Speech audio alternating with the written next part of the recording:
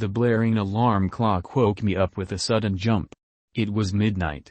My alarm wasn't supposed to go off until 8 a.m. So why was it going off now? I rub my eyes so I can see better. I look at the opposite side of my room from my bed. The door seemed farther away than usual. I rubbed my eyes thinking it was just my sleep brain playing tricks on me. When I opened my eyes again, the door seemed farther away than before. I close my eyes again and open them again, and the door keeps getting farther and farther away. I get up from my bed and walk toward the door. I blinked and the door got farther away. I force my eyes open and make a dash for the door. I'm almost there when I can't hold my eyes open anymore and I close them. The blaring alarm clock woke me up with a sudden jump. It was 1 a.m. Must have been a dream, I thought to myself. I rub my eyes and when I look across the room I notice something wrong. I rub my eyes again in disbelief. The room was upside down. I get up from the bed and walk towards the door. I blinked and the room is now sideways. I climbed up the wall to the door but fell down and blinked. The room is now right side up again. I try to keep my eyes open and walk to the door. I reach the door and grab the handle. Just then I closed my eyes. The blaring alarm clock woke me up with a sudden jump. It was 2 a.m. I keep my eyes open and the room is normal. I get out of bed and walk to the door. But before I can reach it I blink. When I open my eyes the door is replaced with a window and it's raining outside. The sky is pitch black. I turn around and the door is on the wall above my bed. I walk toward it and close my eyes. The door is yet again replaced by a window and the door is now on the floor. I reach out to it and it turns into a window. There are now windows everywhere and with each one the rain grows louder. The door is now outside the window. I open the window and the rain becomes louder than any sound I've ever heard.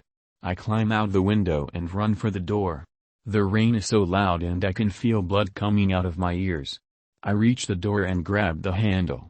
The blaring alarm clock woke me up with a sudden jump. It was 3 a.m. I keep my eyes closed for a few minutes to collect my thoughts. I open my eyes and there is a long and twisting hallway where the door would be. I get up and walk to it. The hallway has so many twists and turns. There are multiple paths to take throughout the hallway.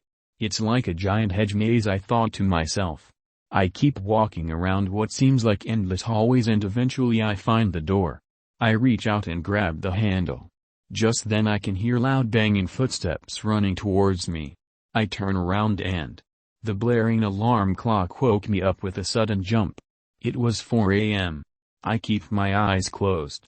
I get up from my bed and walk to where the door usually is. I find the handle and I open it. I walk through and hear whispering coming from behind me. I turn around and the blaring alarm clock woke me up with a sudden jump. It was 5 a.m. I open my eyes. I'm in the middle of a forest. It's cold. I stand up and walk around. I walk straight for a minute until I hear a girl scream. I can see and hear something in the distance running straight toward me. I make a run for it and keep looking straight ahead without turning around. I can hear it gaining on me. Its charging footsteps on the grass get closer and closer. It's right behind me and the blaring alarm clock woke me up with a sudden jump. It was 6 a.m. I opened my eyes and I was sitting in the dark. It was cold. I reach out and push something open. I was inside a fridge. I get out and stand up. I'm in someone's house. I walk around in the barely lit room. I can hear breathing coming from in front of me. I am frozen still, I cannot move. My heart stops so I can listen closely. I can hear the breathing rise up and come closer to me. I try to close my eyes but my eyes won't close. I can hear it breathing right in front of me. I can feel its ice-cold breath on my neck.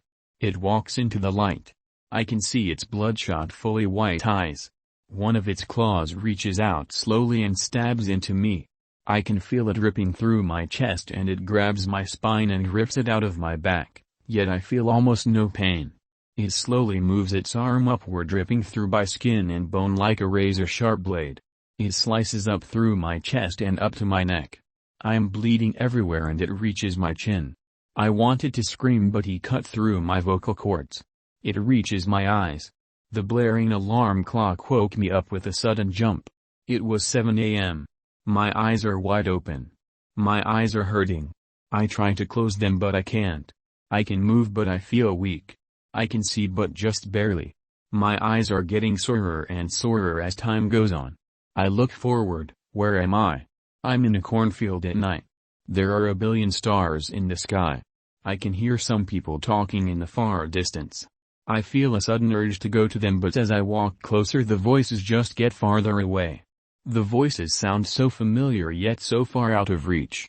I'm running toward them and I can hear something running behind me. This eerie spine-chilling feeling goes up my spine and into my eyes. My eyes that cannot close. I'm running at top speed but I can hear the footsteps behind me catching up. Just then the voices become clear. I woke up. I'm in a hospital bed. There is no alarm clock. Just the blaring sound of the heart monitor beeping. I can hear footsteps walk toward me. A nurse walks up to me.